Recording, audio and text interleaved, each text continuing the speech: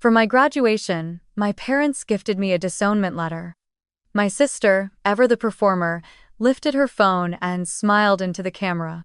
"Let's record this moment," she said, her tone dripping with amusement.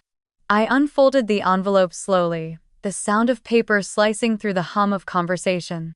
Inside, a single sheet of crisp white paper bore the words, "We hereby disown Clara Johnson, effective immediately." I read it once, twice, and felt nothing. Maybe because I had already mourned this family long ago, in every dinner where silence was my only companion, in every glance that said I was the afterthought. I folded the paper neatly, slipped it into my bag, and looked up with a calm smile. "Thank you," I said softly. "This gift makes everything clear." Then I pushed back my chair, the scrape echoing through the restaurant, and stood. Behind me, I could hear a few forced laughs, the click of my sister's camera still recording. They thought I was walking away in shame. But the truth was far simpler. I was walking toward the life they could never reach, one that no signature could erase. Have you ever been made to feel like you weren't enough, even by the people who were supposed to love you the most? Tell me where you're watching from, and what time it is there. I'd love to know who's sharing this moment with me. I grew up in a family where reputation was currency and affection was conditional. My father, Robert Johnson, managed wealth portfolios for high-net-worth clients in Chicago's North Shore. My mother, Elaine, ran a charity foundation that hosted glittering fundraisers at hotels with marble floors and silent string quartets. My sister, Vivian, was their masterpiece, a corporate lawyer in New York, engaged to the son of an established family. And then there was me, Clara, the unfinished sketch. At every dinner party, my mother performed the same introduction like a script she'd perfected. "Vivian is a senior associate at a Manhattan law firm," she'd say proudly, resting a hand on my sister's shoulder before glancing toward me with polite indifference. "And Clara? Well, she's still studying for her MBA." Guests would nod, their smiles tight, as if they could sense that being me was a social inconvenience. I used to think if I worked harder, if I achieved more, they'd finally see me. But in our house, achievements without prestige didn't count. My part-time job at a coffee shop near campus, the one that paid my rent and kept me fed, was seen as a failure. My father once said, "No daughter of mine should smell like espresso." He meant it as a joke, but the way he wrinkled his nose told me it wasn't. Every Sunday dinner became an unspoken exam. They asked about my grades only to measure them against Vivian's promotions. My mother's voice always carried that subtle blade of comparison. "Still studying, Clara? Don't you think it's time you settled down, maybe found some stability? Vivian was already working full-time by your age." When I didn't answer, my father would sigh and refill his wine glass. "Degrees don't pay bills," he'd say, staring past me at the crystal chandelier. "Success is measured by numbers, not paper." The irony was painful. He measured love the same way he measured profits, by return on investment. And since I had none to offer, I was simply expendable. I learned to disappear quietly. I'd come home from campus only when necessary, sitting through dinners that felt more like board meetings. My sister talked about wedding venues in the Hamptons. My parents discussed donors and dividends. I, the invisible one, nodded at all the right moments. Sometimes, my mother would turn to me and ask with that soft, cutting tone, "Still at that little cafe? You must meet such interesting people there." The table would laugh. I would too, because not laughing made it worse. There was a time I tried to tell her about my research project, about the data-driven logistics model I was building. She blinked once and said, "That's nice, dear," before returning to Vivian's story about an upcoming case. That was when I realized affection in our house was a privilege granted to whoever reflected best on the family name. Outside that house, though, life felt different. The hum of the coffee grinder, the soft chatter of students, the smell of roasted beans, it was the only place that felt real. I learned more behind that counter than I ever did at those dinners. I learned how to read people, how to manage chaos, how to lead without a title. Sometimes, my classmates would come in, and I'd help them brainstorm business ideas between orders. They respected me in ways my own family never had. At night, when the shop closed, I'd walk the quiet streets back to my small apartment. The city lights shimmered on the river, and for a moment, I could breathe. It wasn't luxury, but it was mine. I'd brew one last cup of coffee, open my laptop, and work on my capstone project until sunrise. Every key I pressed was a promise to prove that worth doesn't need their approval to exist. Still, every time my phone buzzed with a family message, I felt that familiar tension return. Photos of Vivian's new condo, her diamond ring, her smiling fiancé at charity events, always followed by my mother's caption, "Proud doesn't even begin to cover it." Never once did they post about my scholarship, my published paper, or the project that my professor said could change the way small businesses move goods. None of it mattered to them. To them, I was the quiet daughter who hadn't figured it out. I started to understand the unwritten rule of our family. Love was a transaction, and I had nothing to trade. By the time I reached my final semester, I stopped trying to earn their approval. I still showed up to dinners when invited, still smiled when introduced as the one still in school, but inside, something had shifted. The shame had turned into distance. And that distance, cold and lonely as it was also my first taste of freedom. During my second year, I received a research scholarship, one of only 5 awarded nationwide. My professor told me the committee was impressed not just with my work but with how I led my team. "You've got something rare, Clara," he said. "You make people believe in the impossible." That night, I texted my parents. "Award ceremony this Friday, 6 p.m. at the University Hall. It would mean a lot if you could come." I waited all week for a reply that never came until the morning of the ceremony. My mother sent a short message. "So proud of you, sweetheart, but we have a charity gala tonight. You understand." A few minutes later, my father added, "Big night for your mother's donors. Take photos." I stood on stage that evening under bright lights, my name echoing through the hall. Flashbulbs went off, applause filled the room, and for a moment, I let myself imagine their faces in the crowd. But when the clapping stopped, the emptiness returned like gravity. Afterward, I sent them a photo of me holding the award, the gold seal catching the light. My mother replied an hour later, "Beautiful." One word. No question, no call, no pride, just polite acknowledgement, like she was reacting to a piece of furniture. That was when I stopped sending photos. Every holiday carried its own quiet sting. Thanksgiving dinners where I'd drive home after my shift, exhausted but hopeful, only to find my achievements had become invisible again. My mother would pour champagne and raise a toast to Vivian's promotion or her fiancé's new job. "To our family's shining star," she'd say. I'd smile, swallow the bitterness, and remind myself that resentment never feeds you, it only eats you. But some nights, after everyone left, I'd sit alone in the guest room, staring at the trophies I'd once been so proud of. They didn't sparkle anymore. My father always had a way of turning praise into punishment. One night, I told him I'd been invited to present a paper at a logistics summit in Austin. His face barely moved. "That's great," he said flatly, then after a pause. "But success isn't about papers, Clara. Success is money. When you can afford to buy your own house, then I'll be impressed." I wanted to tell him that research was the first step toward innovation, that money was a result, not a goal, but I'd learned that logic doesn't work on people who only listen to applause. So I stopped going home unless I had to. The house that once smelled of cedar and cinnamon now felt like a museum built for everyone except me. My mother's foundation plaques lined the hallway, Vivian's framed degrees covered the staircase, and on the mantel sat a single family photo where I was half cropped out. Maybe it was just bad framing. Or maybe it was deliberate. Either way, I saw the truth my absence made their picture perfect. In the months that followed, I buried myself in work. I took extra shifts at the cafe, sometimes closing at midnight before heading straight to the library. My project became my refuge, a logistics platform designed to help small businesses find efficient shipping routes.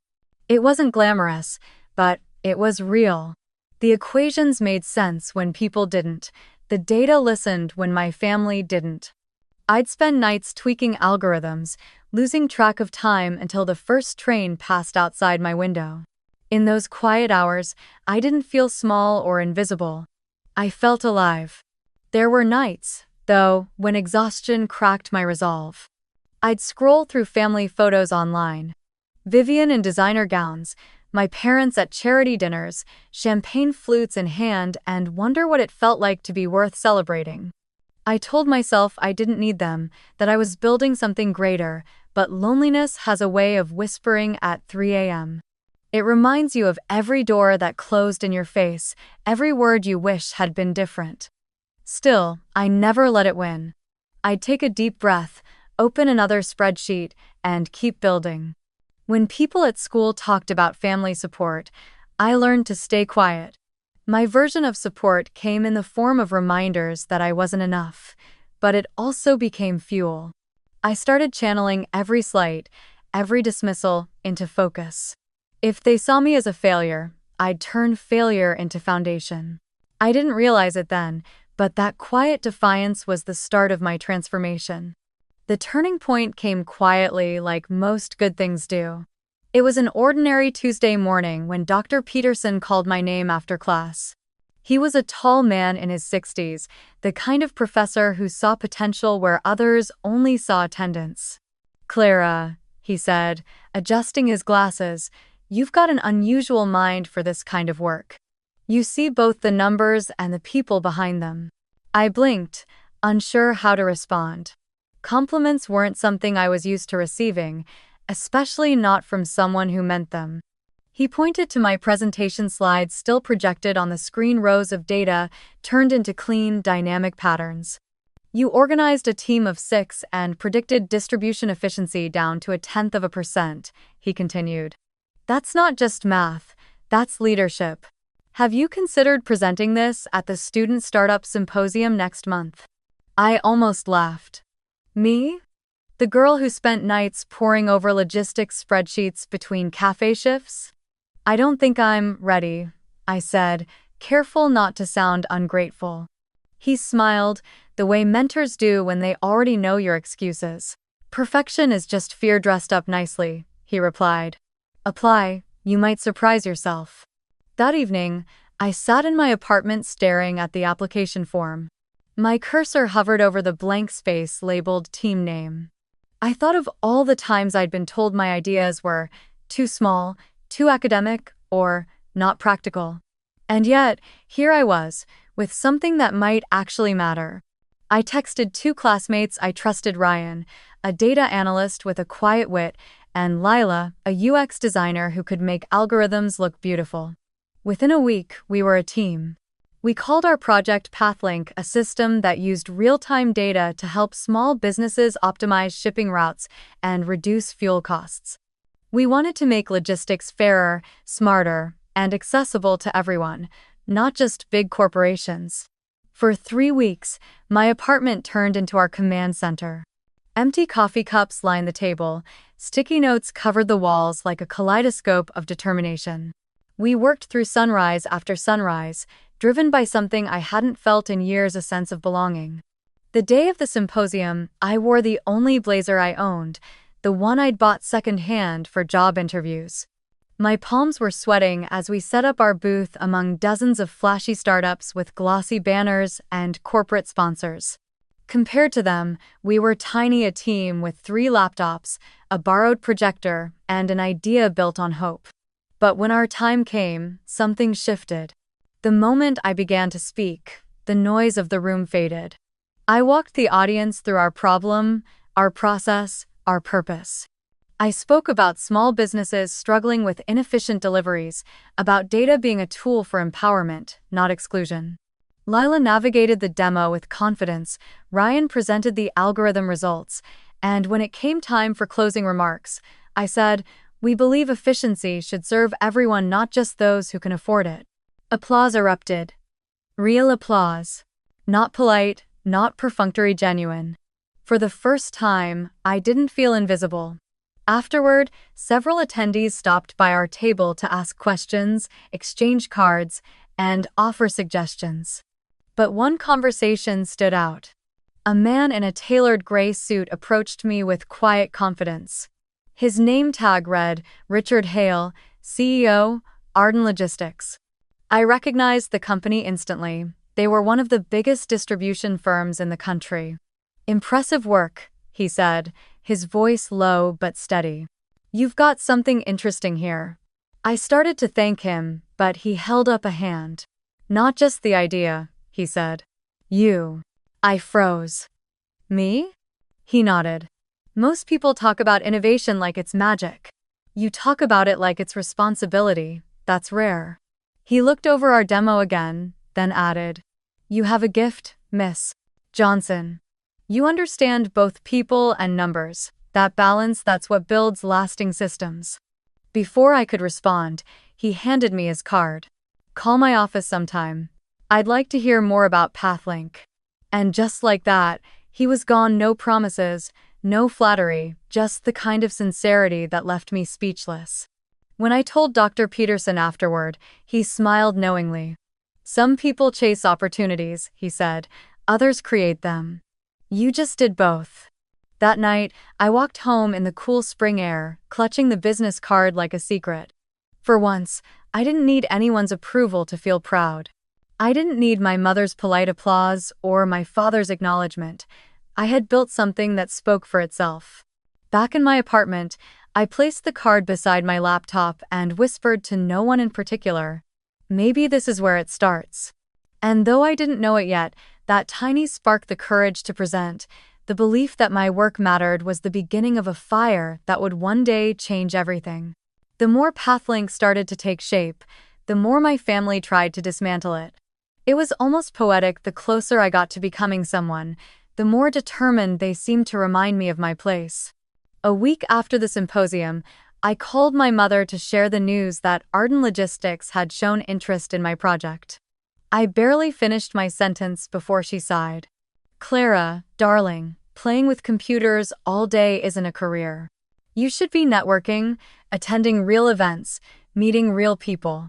You spend too much time chasing ideas that won't pay the bills." Her voice was calm, clipped, and utterly dismissive, the same tone she used when talking to waiters or housekeepers. I wanted to tell her that data was about people, that behind every number was a driver trying to make rent, a small shop trying to survive shipping costs, but I knew better. To her, understanding people meant hosting luncheons and appearing in charity magazines. "I just wish," she continued, "you'd stop embarrassing yourself with these little tech hobbies and do something practical. Your father could get you a position at his firm tomorrow." When I didn't answer, she handed the phone to him. "Clara," my father said, his voice carrying that rehearsed authority he used with clients. "You need to stop turning down real opportunities. You're not a child anymore." "I'm working on something that matters to me," I said carefully. "What matters," he interrupted, "is stability, not dreams." There was a long pause before he added, "I've told people you'd join my company's analytics division after graduation. Don't make me look like a fool." That was always his way, turning my independence into an insult, my boundaries into betrayal. I said nothing, and the silence stretched until he hung up without a goodbye. An hour later, my phone buzzed. It was a message from Vivian. "You really should stop this fantasy, Clara. Not everyone gets to live in a dream. Learn to be realistic. Nobody buys ambition if you can't turn it into cash." I stared at her message for a long time, the words glowing like tiny knives on the screen. Then I locked my phone, turned off the light, and sat in the dark. For days, I went through the motions like a ghost. I'd go to class, meet with Ryan and Lila, smile at their optimism, and then crumble quietly when I got home. The stress started to bleed into everything. My hands shook when I typed. My heart raced for no reason.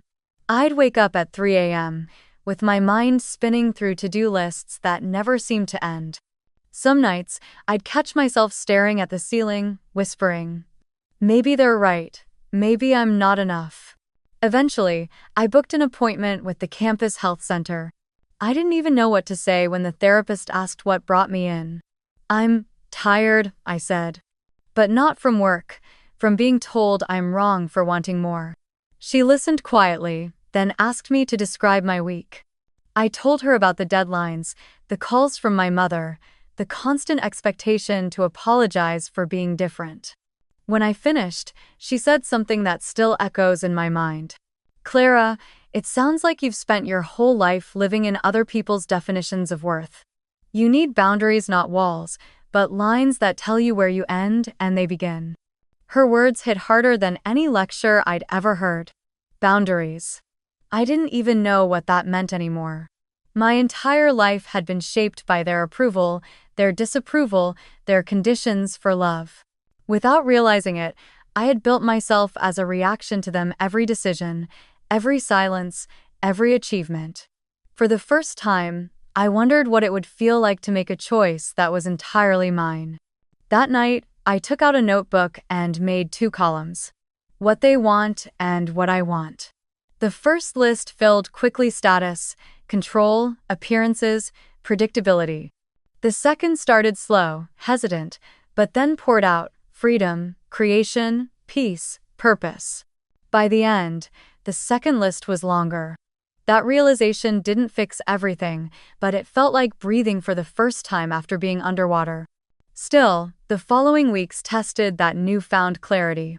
My father left voicemails about saving face, my mother emailed links to job openings, and Vivian continued her passive-aggressive texts about how hard work only counts when people notice. But I stopped replying. I poured myself into Pathlink instead. I spent late nights refining the software, reviewing user feedback, and helping local vendors test the system. Slowly, the chaos in my mind started to quiet down. Yet the anxiety never disappeared completely. Some mornings, I'd wake with a tightness in my chest, wondering if I was delusional to think I could make something of my own. But then I'd remember Dr. Peterson's words, the look in his eyes when he said, "You see both the people and the numbers." That was my anchor. I began meditating before work, journaling after meetings, and reminding myself that boundaries didn't make me selfish, they made me sane. And though my family's voices still echoed in the background, they were getting quieter, fading under the rhythm of my own. I didn't know it yet, but I was standing at the edge of something extraordinary. The chaos, the exhaustion, the loneliness, they weren't signs of failure. They were contractions before birth. And what was about to be born would not only change my life, it would make my family realize that the daughter they dismissed had already built a world beyond their control. It happened on an ordinary morning, the kind that feels too quiet before something shifts. My inbox was cluttered with unread newsletters and half-finished drafts when I saw the subject line that froze me mid-sip of coffee. From Arden Logistics Corporate Partnerships. Subject: Proposal Discussion, Pathlink. For a second, I thought it was a prank. I reread the sender's address 3 times before opening the message. It was short, almost disarmingly so. Dear Miss Johnson, we've been following your project since the Student Startup Symposium. We're interested in discussing potential collaboration opportunities regarding Pathlink. Are you available for a meeting this Thursday at 10 a.m.? Best, Richard Hale, CEO Arden Logistics. My heart slammed against my ribs. I checked the calendar to make sure it wasn't April Fool's Day. Then, slowly, I smiled, not the forced, careful smile I gave at family dinners, but something deeper, quieter. The meeting was held at Arden's downtown Chicago headquarters, a sleek building of glass and steel that looked like it had been carved out of ambition itself. The lobby smelled faintly of cedar and polished stone. I arrived 10 minutes early, clutching my presentation folder like a shield. A receptionist guided me to the executive floor where everything gleamed: glass doors, minimalist art, the hush of expensive carpet. Richard Hale greeted me with the same calm authority he'd shown at the symposium. He didn't waste time on pleasantries. Your presentation impressed a lot of people, he said. But I want to hear more about what you want from this. I hesitated, expecting a trap disguised as a compliment. What I want? He nodded. Yes. Suppose we gave you full control. No board, no shareholders, no politics. What would you build? For a moment, all the noise in my head, my parents' disapproval, Vivian's texts, the late-night doubts fell away. I took a breath. I'd build a fair system, I said finally. A logistics network where the smallest businesses don't get crushed by the big ones, where data helps people, not just profits. Everyone deserves to be seen. He leaned back, his expression unreadable. Then a faint smile tugged at his mouth. That, he said, is exactly the kind of vision this industry needs. The rest of the meeting was a blur of charts, technical demos, and cautious optimism. He asked sharp questions. I answered without flinching. By the time I left, my nerves had melted into adrenaline. I didn't dare believe anything would come of it, but as I stepped out into the crisp wind, I felt something shift inside me, the quiet certainty that my life had just turned a corner. 2 weeks later, a follow-up email arrived. Arden wanted to license PathLink for trial implementation. 3 months after that, the deal closed. Purchase amount: $6.2 million. I read the figure over and over again, my breath catching each time. It felt surreal, like numbers on someone else's screen. The agreement also included a full-time position, Director of Data Operations, Arden Logistics, starting the following quarter. My name, in black and white, attached to a title I had only ever dreamed about. I called Ryan and Lila first. We screamed into our phones like kids on a roller coaster, half laughing, half crying. They were beyond thrilled, already talking about what came next. But when they asked if I'd told my family, I hesitated. Not yet, I said. They wouldn't believe it. Or worse, they'd say it's luck. That night, as I stared out my apartment window overlooking the Chicago River, I thought about how they'd react: my mother's patronizing smile, my father's skepticism, Vivian's smirk. I could already hear the words. $6 million for an app? People throw money at anything these days. So I kept it to myself. I signed the papers quietly, met with Arden's legal team, and watched my life change in silence. When the funds transferred, I didn't buy a car or a designer bag like Vivian would have. I paid off my student loans. I moved into a modest lakeview condo with floor-to-ceiling windows that caught the morning light. The first night there, I sat cross-legged on the hardwood floor, drinking cheap champagne from a mug, laughing softly at how peace can taste better than luxury. The next morning, I framed the official offer letter and placed it on my desk. Underneath, I slid the old Disownment draft I'd written in my mind years ago, the one that began, "I hereby release myself from needing your approval, effective immediately." As the weeks passed, I started preparing for my new role, attending briefings with Arden's engineers and strategy teams. Each day felt like breathing air I didn't know I'd been missing.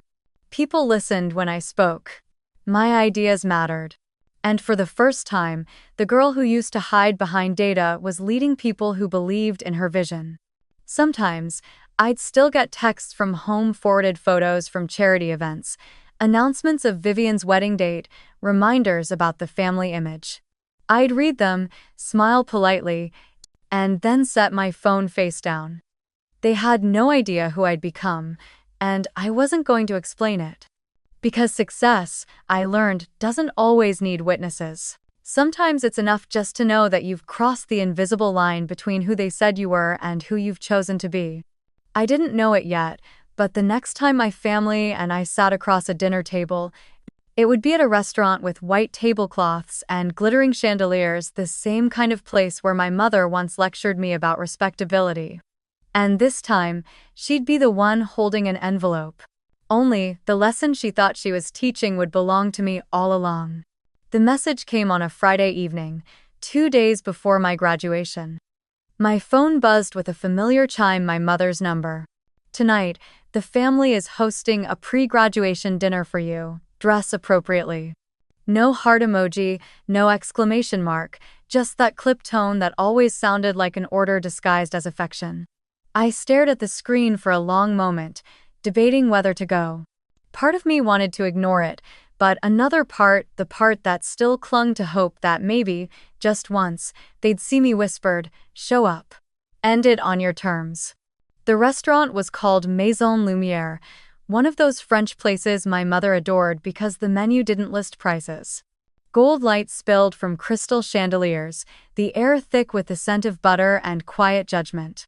When I stepped inside, 15 familiar faces turned toward me, relatives, family, friends, people who'd known me since I was Vivian's shy little sister. They all smiled the way people smile when they've been told to. Every phone on the table was angled subtly toward me, cameras ready. "Clara, darling."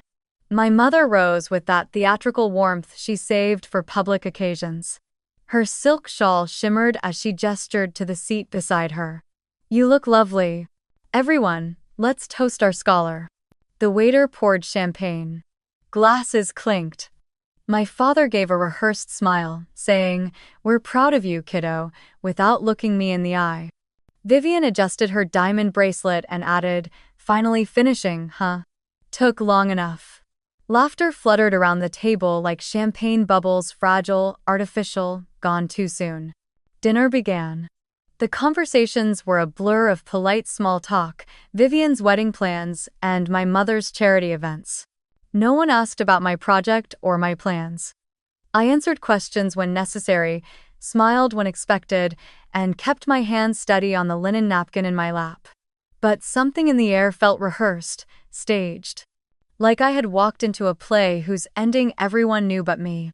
Halfway through dessert, my mother tapped her spoon gently against her glass. The room quieted. "Before we eat," she said, eyes gleaming under the soft lights, "we have a special gift for Clara, a symbolic one." But, from her designer handbag, she pulled out a white envelope. Thick paper, my father's neat signature across the seal. She handed it to me with both hands and a dazzling smile. "From all of us." Laughter rippled faintly through the table. My sister lifted her phone again, recording. "We want to capture this moment," she said. My pulse slowed. The chatter faded. The envelope felt heavier than it should. I opened it carefully, unfolding a crisp sheet of paper. The words were printed in bold black ink. "We hereby disown Clara Johnson, effective immediately. We relinquish all financial and familial ties. This is a necessary lesson for someone who confuses education with wisdom and refuses to listen to family guidance.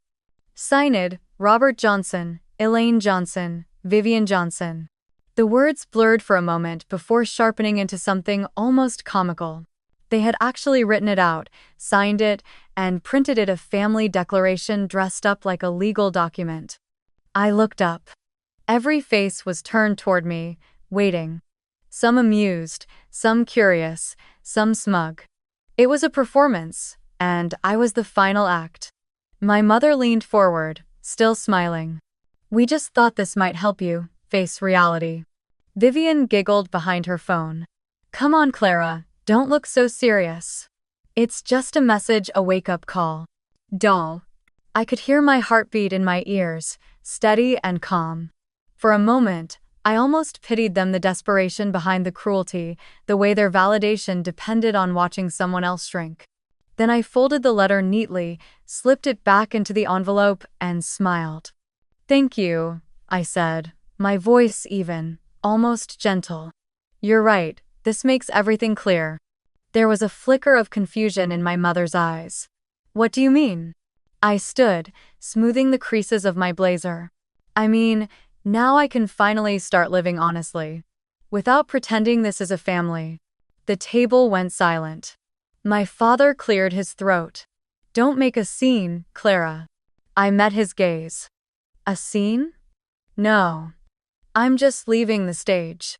I placed the envelope on the table, right beside the untouched glass of champagne, and turned toward the door. Behind me, chairs shifted, whispers swelled. Vivian called after me, her voice sweet and cutting. "Don't forget, Mom and Dad will still be at the graduation tomorrow. We have to look like a family, you know, cameras and all. I paused at the doorway, just long enough to glance back. Of course, I said quietly. Appearances are everything, right? And then I walked out. Outside, the city hummed. The night air tasted of rain and freedom. I exhaled slowly, feeling the weight slide off my chest. In my bag, my phone buzzed with messages from Ryan and Lila about tomorrow's ceremony, about the press coverage that was building around the Pathlink acquisition. I smiled. They had no idea what had just happened, and my family had no idea what was coming. As I waited for the cab, I caught my reflection in the restaurant's glass, calm, composed, unrecognizable even to myself. For years, I had been the invisible daughter, the quiet one, the disappointment. Now, I looked like someone who finally understood her worth. Behind those glittering windows, they were probably laughing again, raising their glasses to my supposed humiliation. But I didn't feel humiliated. I felt clean, like someone had cut the final thread tying me to a life that never wanted me. The cab pulled up. I slid inside, the city lights flashing across my face as we drove away. Tomorrow, I would stand on a stage again, this time, under brighter lights, in front of cameras that weren't staged by my mother or my sister. And when my name was called, when the truth finally came to light, I wouldn't need to explain a thing. They thought tonight had broken me. What they didn't know was that this dinner, this cruel little performance, had freed me completely. The next morning, the campus buzzed with the hum of celebration. Purple banners draped the university courtyard, fluttering in the spring wind. Rows of white chairs lined the graduation hall, each one polished to perfection, each seat waiting for a story to end and another to begin. My name was printed in gold on the program: Clara Johnson, Master of Business Administration. I sat in the front row, the fabric of my gown rustling softly as I tightened my grip on the speech cards in my lap. The air smelled faintly of roses and old wood polish, the kind of scent that clings to ceremonial rooms and nostalgia. Students whispered, laughed, fixed their caps. But I sat in silence, my heart steady in a way it hadn't been in years. Somewhere behind me, I heard the click of a camera, my sister's phone, no doubt. I didn't need to turn around to know they were there. My mother, my father, and Vivian had taken their places in the VIP section, front and center as always. I could picture them perfectly. My father's controlled posture, my mother's impeccable smile, my sister's subtle glance at the recording app on her screen. To everyone else, they were a proud, elegant family. Only I knew the truth that just 12 hours ago, those same people had signed me out of their lives like a transaction. The university president gave the opening remarks, his voice echoing through the hall. Applause followed, then laughter, then silence again, as the announcer began to read the list of honors. I tried to focus on the words, but my mind drifted. I thought about the letter from last night, now folded neatly in my drawer, not as a wound, but as proof. Proof that I had survived them. Proof that their approval was no longer the currency I lived by. When the MC reached my name, I heard it before I felt it. The recipient of this year's Young Leader in Technology Award is Clara Johnson. For a second, the room seemed to freeze. Then came the applause, sharp, thunderous, rising like a tide. I stood, my legs trembling slightly, and began the slow walk to the stage. My eyes brushed past my parents' faces, my mother's frozen smile, my father's unreadable stare. My sister's hand moved subtly, adjusting her phone camera. The MC shook my hand, his voice carrying warmth and pride. Miss Johnson's innovative work with Pathlink has inspired collaboration, innovation, and change across the logistics industry, he said. Her leadership and vision have earned her not only this award but also the attention of one of the country's largest corporations. My heart skipped. I hadn't expected them to say it. He smiled, turning toward the audience. And today, we are proud to announce that her startup, Pathlink, has just been officially acquired by Arden Logistics, one of the most significant deals of the year. The room erupted. Cameras flashed, cheers broke out, and somewhere behind the blinding lights, I saw my mother stand abruptly. My father's jaw tightened. Vivian's phone slipped slightly in her hand. Every reaction was being recorded: the shock, the disbelief, the ripple of realization moving through the room like a current. The family that had disowned me less than a day ago was now sitting in front of hundreds of witnesses, forced to applaud the daughter they'd tried to erase. I stepped up to the podium, the gold seal of the university glinting beside me. The applause faded into expectant silence. I could feel the weight of the moment pressing against my ribs, the kind of silence that asks for truth. I took a slow breath and looked out at the sea of faces: students, professors, families, and then, finally, at them. "Thank you," I began, my voice calm but strong. "Thank you to every professor who saw potential where others didn't. And thank you to the people who told me I wasn't enough. You taught me how to stand." The room was silent for a heartbeat, then erupted again, louder this time, not out of politeness but out of recognition. Behind the applause, I saw my mother sink back into her chair, her hands clasped tightly in her lap. My father stared straight ahead, his expression carved from something brittle. Vivian looked down, pretending to fix her bracelet. The MC congratulated me once more, handing me the plaque, but I barely heard him. My eyes were on the cameras, the ones broadcasting this ceremony live on the university's social page, the ones catching every flicker of reaction in the VIP row. The irony wasn't lost on me. The same people who had once crafted every public image, every family photo, every post for prestige, now trapped in an image they couldn't control. When the ceremony ended, people swarmed around me: classmates, professors, even journalists. "Congratulations," they said, shaking my hand, taking photos, asking questions. I smiled, answered politely, posed when asked. I could feel my phone vibrating in my pocket, message after message pouring in. I didn't check. I already knew who they were from. Eventually, the crowd thinned. I slipped out a side exit, into the cool air. The sun had shifted, glinting off the rows of parked cars. My heels clicked softly against the pavement as I made my way toward the courtyard fountain. That's where I saw them waiting: my mother, my father, and Vivian. My mother was the first to speak. "Clara," she began, her voice lighter now, desperate for grace. "You should have told us. We could have helped you prepare for all this attention." I almost laughed. "Helped?" I echoed. "You disowned me last night." Her face faltered. "Oh, darling, that was just a misunderstanding, a symbolic gesture. You know how we are with lessons." My father stepped forward, his tone measured. "You made quite the impression today. Art and logistics, that's impressive. I suppose we underestimated what you were doing." Vivian stayed silent, her eyes darting between us. I tilted my head, studying them the way one might study a painting, beautiful from afar, hollow up close. "You didn't underestimate me," I said softly. "You erased me. There's a difference." My mother's smile cracked. "Clara, don't be dramatic. We're family. Let's not air private things in public." "Then maybe," I said, "you shouldn't have made it public first." For a long moment, no one spoke. The air hung heavy between us, filled with the sound of the fountain and the faint echo of applause still drifting from the hall. I adjusted the strap of my bag and turned toward the gate. "I have a meeting in an hour," I said, though I didn't. "Arden wants to discuss the onboarding process." My father blinked. "They already offered you a position?" "Yes," I said simply. "Director of Data Operations. Starting next month." My mother's lips parted, but no sound came.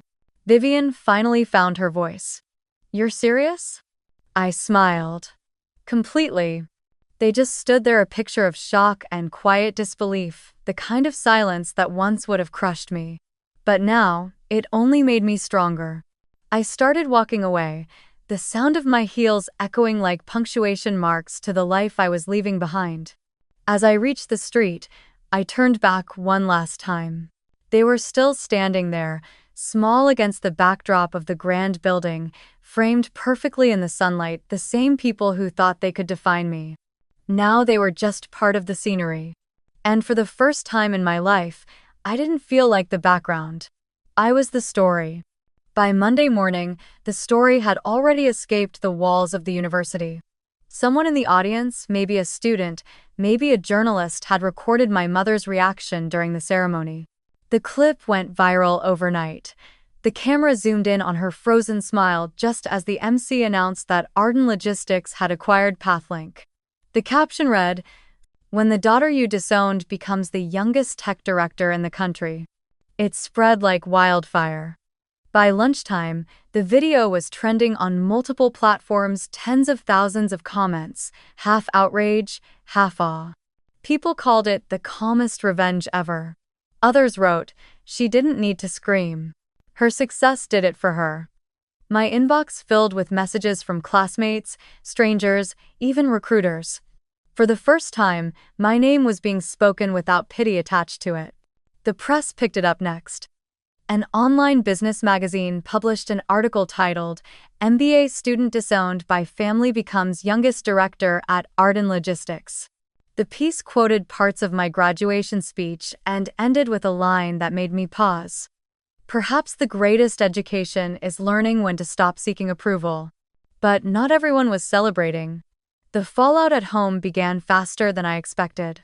My mother's charity foundation, once praised for its elegance and family values, became the center of controversy. Donors began withdrawing support, citing ethical concerns and reputation risk. Some of the same people who had toasted her at charity galas now distanced themselves entirely. By the end of the week, her office released a statement that the foundation would be undergoing structural review. My father faced his own reckoning. At his firm, colleagues whispered about the story behind the viral video. Clients began asking uncomfortable questions about leadership integrity. One of the partners reportedly told him, "Robert, perception is everything in this business. You can't be the man who publicly disowns his daughter on camera." By Friday, he was placed on temporary leave pending review of company image issues. Vivian wasn't spared either. Her fiancé's family, Old Money, Old Values, saw the video and the headlines and decided the association was inappropriate. They asked for space. Within a week, the engagement was quietly called off. I heard from a mutual friend that Vivian's firm suggested she take a short leave of absence to reconsider her public visibility. For a family obsessed with image, the collapse wasn't just personal, it was existential. And yet, I felt no satisfaction in it. Only distance. While their world unraveled, I moved into mine, a modern apartment overlooking Lake Michigan, sunlight flooding through tall windows each morning. It wasn't huge, but it was mine. The walls were white and bare, waiting for meaning. I spent the first evening unpacking boxes, the silence of the place wrapping around me like calm water. The first thing I hung was my framed diploma, gold lettering, embossed seal, the proof of every night I'd worked while the rest of my classmates slept. Next to it, I placed my new contract with Arden Logistics. The official letterhead gleamed under the light. Director of Data Operations. My name. My title. My future. Between those two frames, I pinned a small piece of paper, creased, smudged, and precious in its own twisted way. The disownment letter. It was no longer a wound, but a reminder. A line drawn between the person I used to be and the one I'd become. Every morning, I'd catch my reflection in the glass of those frames, the girl who once begged for approval now standing taller, quieter, stronger. I no longer needed to prove anything. The world could keep its applause. I had peace. Still, there were nights when the echoes found me, the faint hum of my mother's laughter, the chill in my father's silence, the sting of every comparison I'd endured. I'd sit by the window with a cup of tea, watching the lake ripple under the moonlight, and whisper, "I made it out." The city felt alive beneath me, the sound of trains, the rhythm of footsteps, the soft hum of possibility. I started planning a new program with Arden, a mentorship initiative for young women in tech, especially those from families like mine who were told they'd never be enough. I didn't tell the press. I didn't announce it online. Some things didn't need a spotlight to matter. Occasionally, I'd receive letters addressed to my new office, some from strangers thanking me for being the voice of calm revenge, others from students asking how to start over after being dismissed by their own families. I replied to every one of them. Sometimes with advice, sometimes with silence. Because not every story needs a loud ending, some just need to know someone understands. One evening, as the sun dipped behind the lake, painting the water in gold, my phone buzzed. A message from an unknown number. "We saw the article. You made your point. Can we talk?" I stared at it for a long while before turning the phone over, screen down. I wasn't angry, I just didn't need to answer anymore. I looked around my apartment, the bookshelves, the clean desk, the soft hum of the fridge, and smiled. I had built a life where their voices couldn't reach me. And between the two frames on the wall, that small wrinkled letter stayed exactly where it belonged, not as a scar, but as proof that sometimes, the things meant to break you are the very things that set you free. A week after the article hit its final peak of virality, I came home from work to find a bouquet waiting at my door. White lilies and soft pink roses, the kind my mother used to order for charity events. The card was tucked neatly between the stems, written in the familiar looping cursive that once signed my report cards and permission slips. "No matter what happens, you'll always be our daughter. Love, Mom and Dad." I stood there for a long moment, the scent of the flowers sweet but oddly hollow. A year ago, that note might have undone me. I might have called, cried, begged for understanding. But now, I just felt still. I brought the bouquet inside, filled a vase, and placed it on the kitchen counter, not out of sentiment, but habit. Then I took out my phone, opened a new message, and typed slowly. "You both already signed something else that says otherwise. I'm just respecting your decision." I stared at the words for a moment before pressing send. No anger, no sarcasm, just truth. A clean, quiet boundary. Their reply never came. And that was fine. The next morning, the city was bathed in soft gold as I walked to work. Chicago had begun to thaw from winter's grip, and the lake shimmered like liquid glass under the sunday. My badge clicked against my blazer as I stepped into Arden's lobby, greeted by the familiar hum of elevators and the low murmur of people who had started to know me not as the girl with a scandal, but as Director Johnson. It still felt surreal sometimes hearing that title. Every meeting, every presentation, every time a colleague knocked on my office door and said, "Director Johnson, we need your approval," something inside me settled a little more. Not out of pride, but peace. I wasn't running anymore. I wasn't fighting to prove my worth to anyone. I was simply living it. Work filled my days, but not in the exhausting way it used to. I spent my mornings reviewing data reports, afternoons mentoring interns, and evenings walking home past the Riverwalk cafes, the lights dancing on the water. On some nights, I'd cook dinner while listening to old jazz, the kind my father used to play on Sundays, though I didn't do it for nostalgia, just because I finally liked the sound. People at work often asked me how I stayed so calm under pressure. Once, during a late meeting, a junior analyst named Maya said, "You're always so centered, Clara. How do you do it?" I smiled, stirring my tea. "I learned that silence can be power," I said. "And boundaries are peace." She tilted her head. "Boundaries?" I nodded.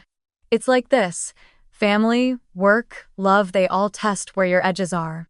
But boundaries aren't walls, they're doors. You get to choose who walks through." She thought about it for a moment, then said quietly, "That's actually beautiful." I just smiled. It wasn't that I had forgiven everything. Some wounds don't need forgiveness to heal, they just need air and time. I didn't hate my family anymore, and I didn't love them the way I used to either. What I felt was something softer: acceptance. Acceptance that they might never understand me, and that was okay. Sometimes I wondered if they still talked about me at dinner parties, if my mother rehearsed a new version of the story, one where she'd always believed in me. One where the disownment letter was just a motivational joke. Maybe she did. But that was no longer my concern. The only truth that mattered was the one I lived every day. One Friday evening, I stayed late at the office to finish a report. When I finally stood to leave, the office was quiet, city lights flickering through the glass walls. As I walked down the corridor, I caught my reflection in the window, professional, composed, but not cold. There was warmth now, in the way I carried myself. I paused, thinking about the girl who used to sit in the back of her family's car, staring out the window, trying not to cry when her mother compared her to Vivian. If I could reach back through time, I'd tell her, "You don't need to earn love from people who only know how to give conditions." The elevator chimed softly. I stepped in, pressed the button for the lobby, and exhaled. Each floor we passed felt like another layer I'd shed: the guilt, the fear, the craving for their approval. When I reached the ground floor, the night air wrapped around me like a calm embrace. I walked along the street, the lake shimmering in the distance. For a moment, I stopped and whispered to myself, "You're home now." Because home wasn't an address or a last name. It wasn't Sunday dinners or family portraits. Home was peace. And as I stood there, watching the city lights blur into the horizon, I finally understood what I'd been chasing all along. It wasn't revenge, it wasn't validation, it was belonging to myself. Later that week, during a company retreat, one of the senior partners asked me to give a short talk to the team about leadership. I walked up to the podium, the same calmness I had felt at graduation settling over me. "People often ask me where I learned leadership," I said. "The truth is, I learned it from loss. Because sometimes, when the people who are supposed to guide you choose not to see you, you have to learn to see yourself. Family isn't always the place you're born. Sometimes, it's the place where you're finally seen." The room was silent for a beat before the applause came, not loud or dramatic, but steady, genuine. As I looked out at their faces, kind, respectful, present, I realized that maybe this was what real family looked like. Not people who shared your blood, but people who shared your belief that you mattered. And for the first time, I didn't feel like I was still healing. I felt whole. A year later, I walked through the same university gates I once left behind with a folded disownment letter in my pocket. The air smelled of spring again, crisp, full of beginnings, but everything felt different now. The banners still hung in purple and gold, fluttering above the courtyard, but this time, my name wasn't printed as a student. It was printed on the program as Guest of Honor Clara Johnson, Director of Data Operations, Art and Logistics. The auditorium was already half full when I arrived. I could hear the faint murmur of excitement as students took their seats. A few whispered, recognizing me from the viral video that had never quite faded from the internet. It wasn't a scandal anymore, it had become something else, a symbol people used when they needed proof that quiet endurance could still win. As I stepped backstage, an event coordinator greeted me. "Miss Johnson, thank you again for doing this," she said warmly. "Your story has inspired so many of our students." I smiled. "It's not really my story," I said softly. "It's everyone's who's ever been told they're not enough." This time, I wasn't here to receive anything. I was here to give. Over the past year, I'd worked with Arden to establish a new scholarship program, one designed for students who came from nothing, who carried the same invisible bruises I once did. We called it the Build Your Own Table Scholarship. Because some people aren't offered a seat, they have to carve one out of the world themselves. When they introduced me, the applause filled the hall like sunlight. I walked onto the stage slowly, feeling the familiar texture of the wooden floor beneath my heels. My heart wasn't racing this time. It was steady, calm, free. "Good afternoon," I began, smiling as hundreds of faces looked back at me. "Standing here feels surreal. It's been a year since I sat in one of those seats, waiting for my name to be called, wondering if I'd done enough to deserve applause. Today, I want to talk about something different, about what happens when the applause never comes." The room grew still. "There was a time," I continued, "when I thought love had to be earned, that success meant nothing if it wasn't approved by the people I called family. And when they took that approval away, I thought I'd lost everything. But I hadn't. What I lost was noise. And in the quiet that followed, I found my voice. I let that sit for a moment before smiling again. If anyone has ever told you that you don't belong, that you're not smart enough, strong enough, or worthy enough, don't waste your energy proving them wrong. Thank them. Because they've just handed you the reason to build something greater than their understanding. 1. Applause erupted again. Not polite this time, powerful, resonant, like a collective exhale from people who'd needed to hear it. As I spoke, I glanced instinctively toward the section where my family had sat the year before. The row was empty. I had known it would be, but seeing it still brought a small, unexpected ache. And then, quietly, peace. The kind that doesn't demand closure, just understanding. I used to think healing meant reconciliation, I said softly. But sometimes, healing means finally letting go of the version of yourself that needed to be chosen. My voice didn't tremble. It didn't break. It was grounded, the voice of someone who had learned that closure doesn't come from others' apologies but from your own acceptance. I want this scholarship to be for the ones who build their own tables, I continued. The dreamers who keep showing up even when no one's clapping, the people who find light in the cracks of being overlooked. Because sometimes, the tables we're excluded from aren't worth sitting at anyway. The audience stood. I could see tears, smiles, nods of recognition, not for me, but for themselves, and that was enough. Afterward, as the ceremony ended, I stayed behind for a moment, letting the empty hall settle back into silence. The stage lights dimmed slowly, washing the room in gold. I looked up again at the empty row, the one where my mother's pearls once caught the light, where my father's folded hands once looked so certain. It was just air now, space reclaimed. And in that silence, a thought came to me, not bitter, not triumphant, just true. I no longer look for their praise. Because the day they cut me off, I found myself. The camera crew filming the event panned toward me, capturing the small, genuine smile that lingered as I gathered my notes. Later, that clip, my smile, the line of sunlight crossing my face, would become the closing frame of the school's highlight video. They called it The Day Clara Johnson Came Home. But I knew better. I hadn't come home. I had built one. Outside, the air was soft, carrying the faint scent of lilacs from the gardens. I walked toward the courtyard where the lake shimmered in the distance. Students waved as they passed.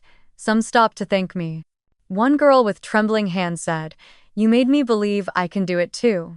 I touched her shoulder and said, "You already can, you just needed to hear it out loud." As I stood there, the sun breaking through clouds, I felt something settle in my chest, a quiet ending, or maybe a beginning. I turned once more toward the camera filming the post-event feature, smiled, and said the only words that felt right. If you've ever been underestimated, tell me where you're watching from. Because sometimes, losing their approval is the most beautiful gift you'll ever receive. And with that, the scene faded, my silhouette against the lake, the purple banners fluttering behind me, the story of a woman once disowned, now wholly her own.